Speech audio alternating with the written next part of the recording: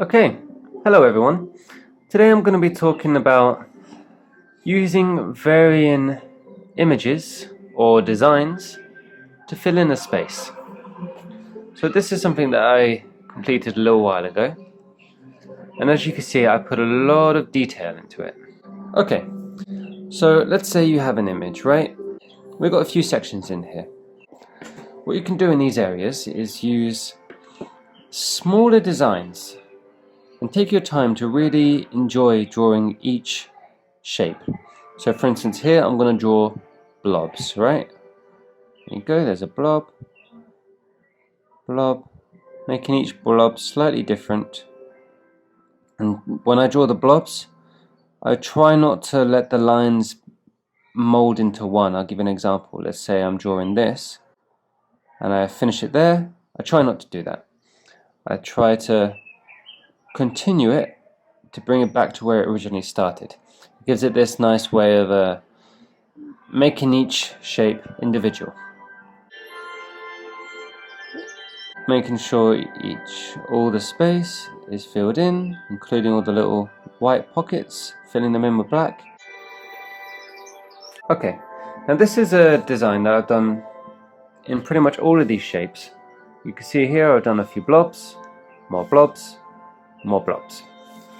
Now, with the last video I recorded, I talked about stippling, which is just here.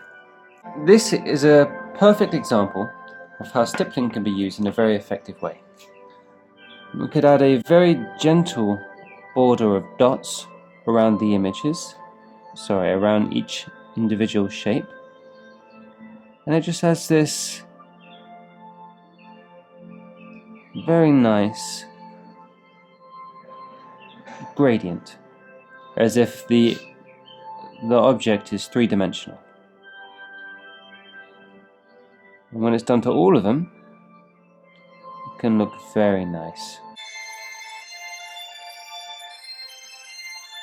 Another thing you could do if you want, you could take a pencil and just lightly fill in the edges, or perhaps if you have colours, you could fill them in with a colour and then go around with a slightly darker colour, which is what I did here. I filled it in with a yellow and I went around it with a brown. Maybe it's more noticeable here. Yeah. So that's one way you can fill in a shape, and as I talked about in a previous video, you can add a nice border like this, again filling in any white spaces, and then you can have that border come out and maybe even have something in the middle like this, again following that shape, and then we can just fill it in with more blobs.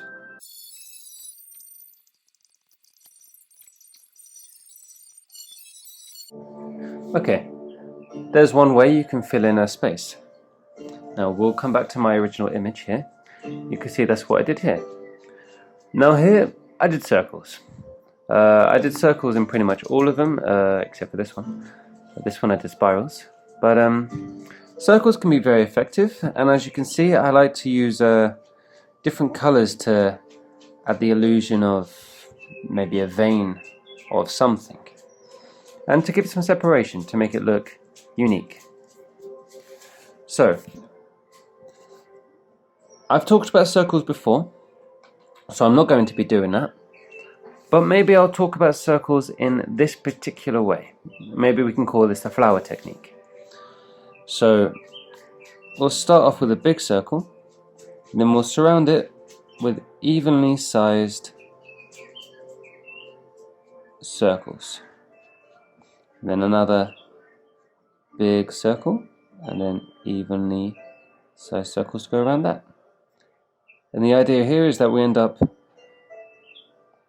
with what might seem like a row of flowers, or sunflowers, or something. And we can add big ones, we can even add small ones with little ones like that. And if we wanted, we could only give them one, or we can go around and make even smaller circles.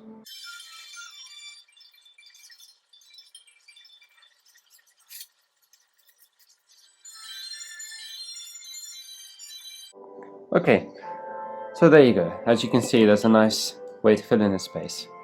And as before, it's very effective to come in and just create some shading, maybe in between these two larger shapes, to maybe give the idea that this shape is in front. You could do the same over here. And then maybe to each individual smaller shape.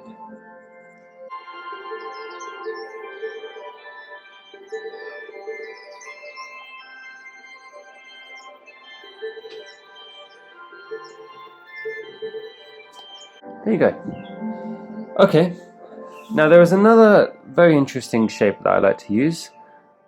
Is these kind of swirly lines. So with these, I come out with I pick a point and I just create a curved line. Now I can come in from another point and create another one. But the idea is that as I'm making the line, it should eventually blend into another line. I'll give an example. So I'm going to come out here and I'm just going to let it blend into that line. Same here, blend into that line. Now I can obviously keep doing the same zigzaggy pattern that I've created here, but if I wanted, I could, for instance, come here and just create another one. Maybe I'll come out from that same spot and come back into that same spot, and maybe I'll start from here and let it branch out just there to come back into this line. Now if we do this enough, we can create a very nice effect with a lot of potential for detail.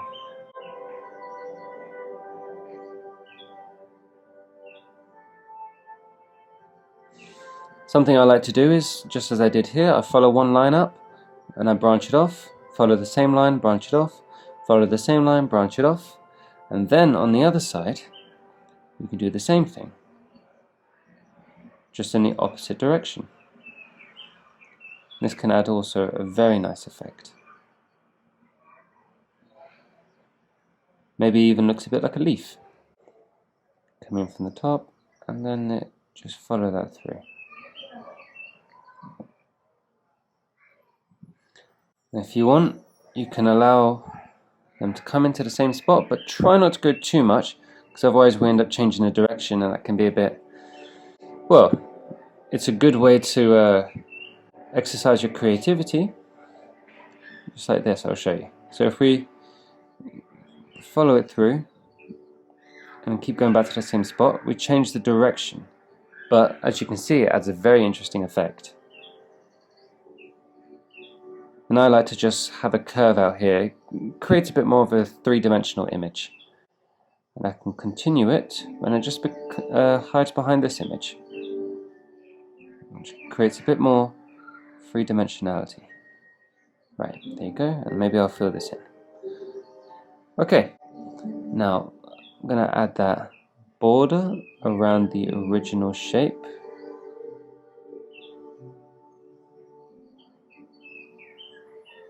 Good.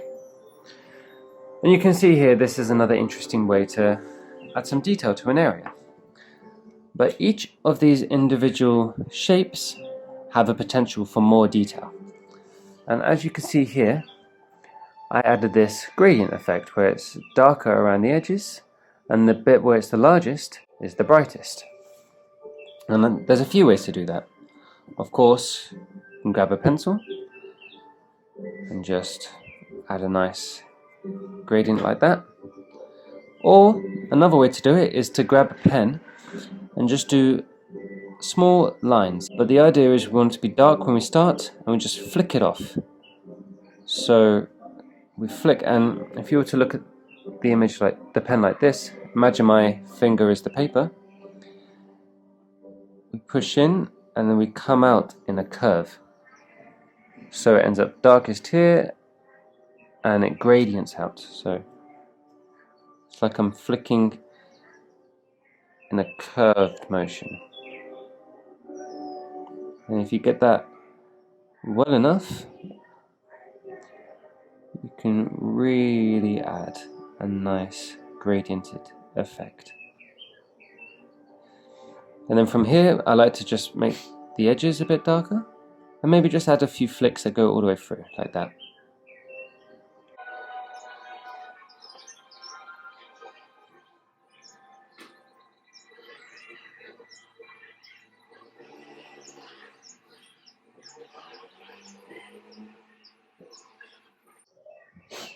There you go. So you get the idea. And if you want, you see an image like this, it has a bit more of a three-dimensional, curvy thing going on. You can imagine that this whole area here is in the light, and as it curves down into this dark area, everything just gets a bit darker. So I'll grab a pencil and I'll just fill in that whole area here, adding each individual shape, giving it their own shading.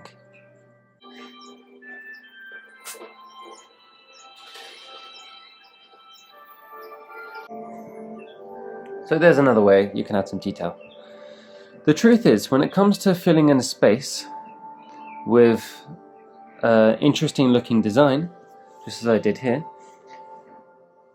the most effective thing is to pick a design and just stick with it. So you can see here I've gone for that last one that we just did, and yeah, I gave it some extra detail in certain areas, but the truth is that I followed that main pattern all the way through, and then I just decorated them in different ways.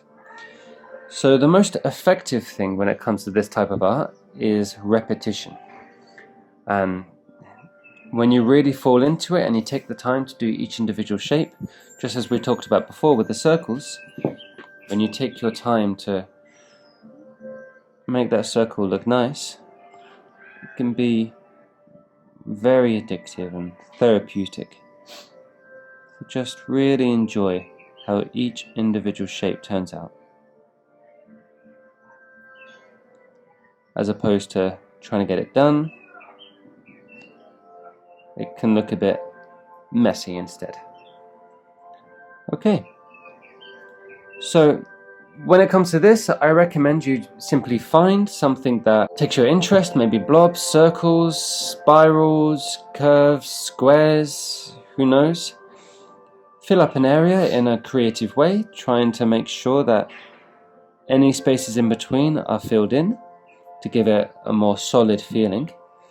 And then give them all their own individual design. Maybe you can add some details or shading or anything.